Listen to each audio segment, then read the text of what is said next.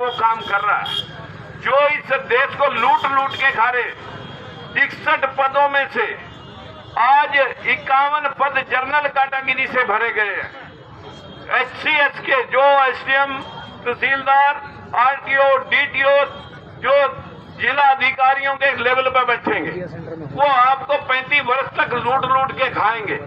हमारे 30 पद बैठते थे 61 में, 23% शेड्यूल कास्ट की और 27% बैकवर्ड क्लास की रिजर्वेशन थी। लेकिन कहाँ गया वो 50% 61 में से 31 आदमी हमारे लगने थे, लेकिन हमारे लगे बैकवर्ड क्लासेज के लगे सिर्फ 4, शेड्यूल कास्ट के लगे 6। यानी आप अंदाजा लगाए कि पैमाना रिजर्वेशन का 0-0 कर दिया।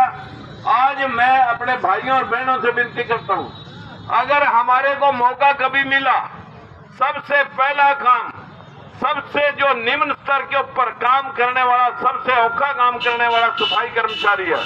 मैं बहनों और भाइयों को आश्वस्त करता हूं कि सबसे पहले ताल ठोक करके आपको पक्का करके उन क्लर्कों के बराबर की सैलरी दी जाएगी जो रोज दिन रात फाइलों के बीच में से पैसे ढूंढते हैं। आप सब भाइयों और बहनों को भरोसा दिलाते हैं, ये सरकार, पिछली सरकारें, सबको आपने भुगत लिया, किसी ने भी आपकी नहीं सुनी। हमारी हाथ जोड़कर विनती है कि कभी अपनी भी सरकार बना लो।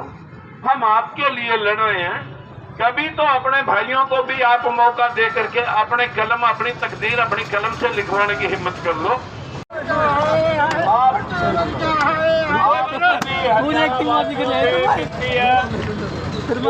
शव यात्रा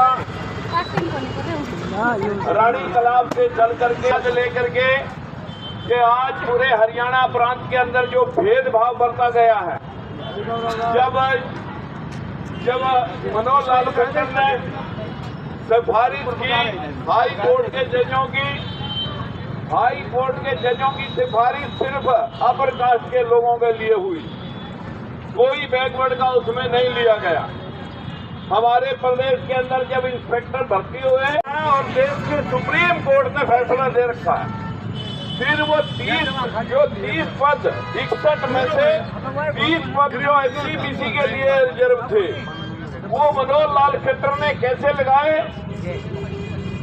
जब EWS के लोग 61 में से 6 पक्के, 61 में से EWS के 6 लोग पक्के तौर पर लगाए, सिर्फ 6%। और इसी तरह से शेड्यूल कास्ट के जो 15 लोग लगने थे 61 में, उनका हिस्सा साथियों मात्र 10%। यानी आज कह सकते हैं कि जो 15% लोग हैं उनको दिए गए 51 पद, और जो 85% लोग हैं उनको मिले सिर्फ 10 पद। यानी 14-16% हिस्सेदारी है।